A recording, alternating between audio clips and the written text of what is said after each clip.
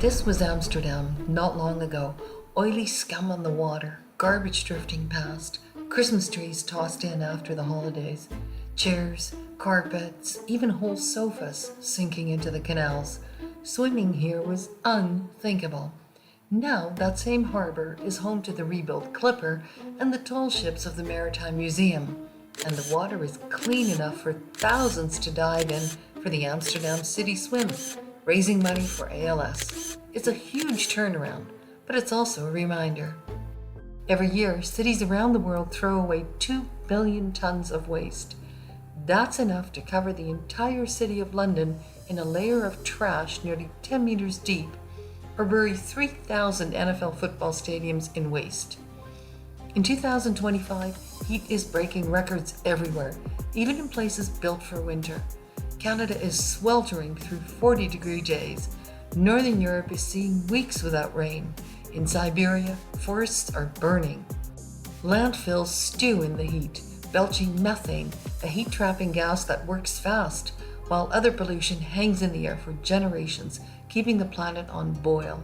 Together, they feed the very climate spiral that's making summers longer, hotter, and far more dangerous. In the middle of this global crisis, there's one country that stands out, not because there isn't any garbage, or because everyone meticulously follows the rules. It's because of how we deal with it.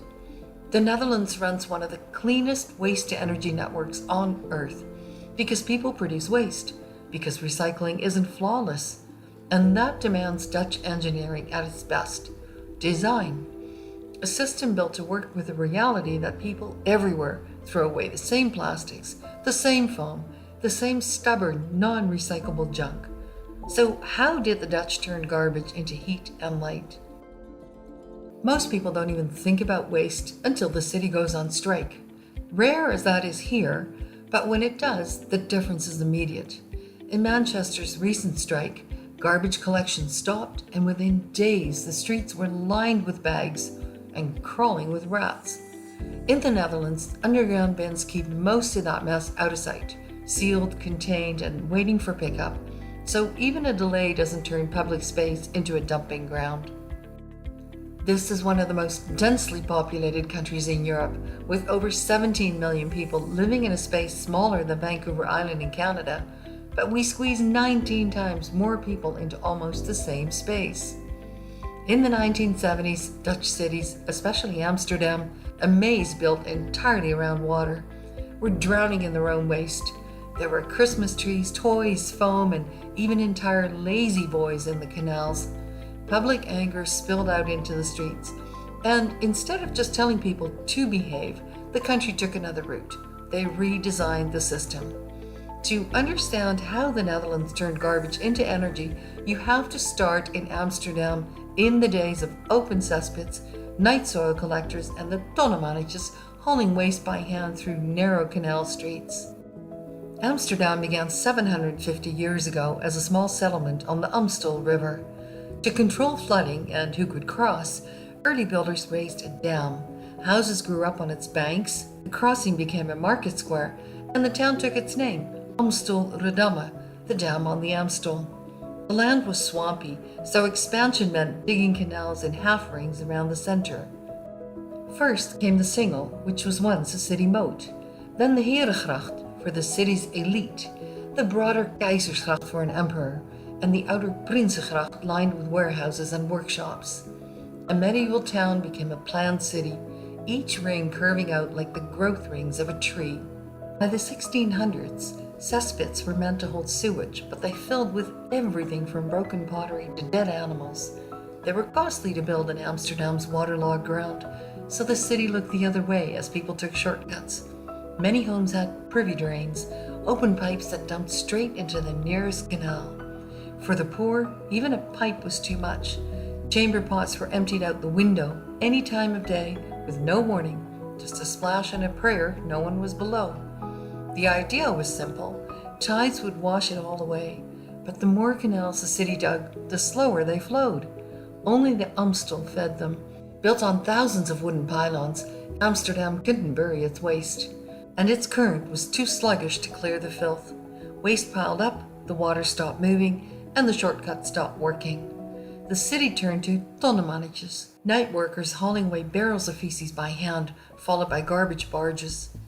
But industrial waste, oils, dyes, grease, and whale fat, kept pouring in, leaving some canals as toxic dead ends like the Jordan stinksloot, the stinking canal. Into this chaos came Samuel Sarpati, a physician with a sharp sense of public duty. He saw the filth not just as an eyesore, but as a disease factory.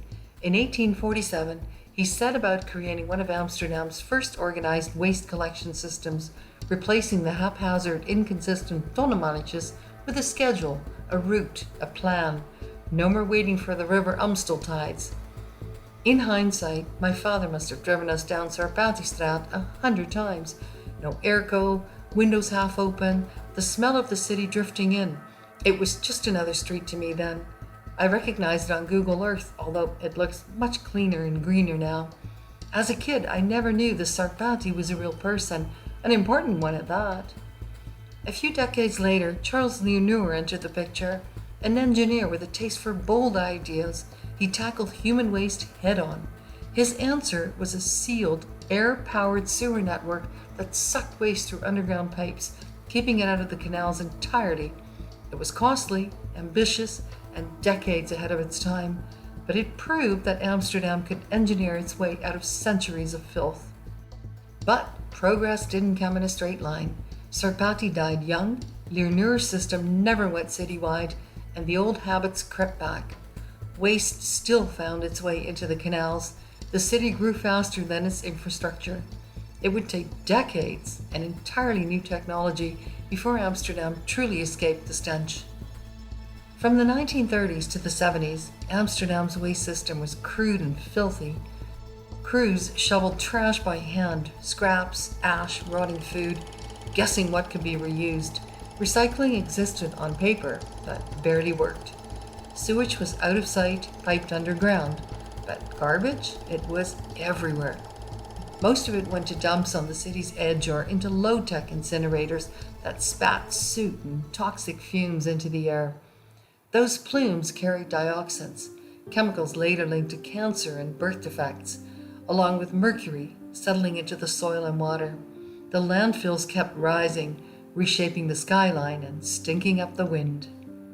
The ground was too soft to build anything big, neighbors near depots were fed up, and the system was failing. In the 1980s, Europe was shifting away from landfills, but Amsterdam lagged behind. So the city first turned to underground garbage bins, street hatches feeding into sealed containers below. They trap smells, block pests, and free up street space. Trucks empty them in minutes, and if collection stops, waste stays hidden instead of piling up on the curb. It was a small but telling shift, proof that design could solve a messy, visible problem. But the next challenge wouldn't be about trash at all. It came from somewhere else entirely, and it hit fast. The oil crisis of the 1970s, a sudden shock. Gas stations ran dry, prices jumped. Across Europe, one question took hold. What happens when the energy stops? For us kids, it meant empty highways turned into playgrounds, roller skating on car-free Sundays. For our parents, it was a wake-up call. The lights, the heating, the cars, all of it could vanish overnight. Politicians scrambled for answers, but no one had a quick fix. People saw how quickly supply chains could snap. Oil could disappear, but waste? That kept coming. So, like we always do when we're cornered, we designed our way out. Just as we'd built dikes and dunes to hold back the sea, we began to treat garbage the same way, not as something to hide, but something to control. That thinking led to AEB, Afvalenergiebedrijf, Amsterdam's waste and energy company. Not a dump, not just a burner, a system built on purpose. So what's the big deal about AEB? Most of the world still does what we used to do. Garbage goes into landfills where it leaks methane and takes up space for decades. If a landfill takes 1,000 tons of waste a day, that's 1,000 two-story houses worth of CO2 every day, almost one house every 90 seconds. Or it gets burnt in low-temperature incinerators that spew pollution into the air. Sorting is patchy or skipped entirely. In many places, the waste just disappears. No one asks what's in it or where it goes. We don't do that anymore. Old incinerators were dirty, dioxins, heavy metals, toxic smoke. Modern Dutch ones, very different. The air is scrubbed so clean that what leaves the chimney is mostly water vapor and CO2. With filters, scrubbers, and real-time monitoring, these plants meet some of the strictest air quality rules in Europe, running at over 60% efficiency. At AEB, garbage is tracked from the moment it arrives. It all begins here, the Weegbrug, the way station. Every truck gets measured, down to the kilo, because in a plant like this, data is power. It tells you how much energy you can make, how fast the furnaces will run, and what the day's workload looks like. Then the waste hits the sorting lines. Machines rip it apart, magnets pull out metals, and workers scan for anything that could jam the system or poison the burn. It's triage, saving what can be reused and making sure only the right stuff heads into the fire. Then it enters the furnace, burning at over 850 degrees Celsius, hot enough to break down toxins, hot enough to create steam that powers turbines. That energy travels under the streets, into radiators, into hot showers, into whole neighborhoods. And what comes out of the chimney, not smoke, but filtered exhaust. It's not flawless, no system is, but compared to landfills that stew for decades, or old burners that belch toxins, this is different. Every step is measured, every output has a destination. Here, garbage isn't made to disappear, it's made to work again, heating homes, lighting streets, building the city above it. That's what makes AEB such a big deal. Which is why, when Rome's main processing plant went offline in 2023, the city turned to Amsterdam. Every week, 16 train cars arrive at AEB, loaded with Italian garbage. It's burned cleanly, efficiently, and legally in Dutch furnaces that meet some of the world's strictest standards. Even with the train ride, this produces fewer emissions than landfilling that same waste in Italy. Too bad Canada's so far away. We could have skipped that whole 2013 Philippines fiasco and just burnt it here, in Amsterdam, with heat recovery on the side. Now that would have been truly circular. We Dutch have never had the luxury of ignoring our problems. Living below sea level taught us how to hold back the North Sea. Facing rivers that could drown us taught us to guide the water instead. And when waste became the next threat, we turned it into energy. It's why the Netherlands isn't just keeping up with the future, it's helping to invent it. That curiosity is in our DNA, in the Delta Works, engineering mastery over water, and in vertical greenhouses producing massive yields from tiny plots, and in plants that turn garbage into the air conditioning, heating, and electricity we depend on as summers get hotter and winters turn more and more unpredictable.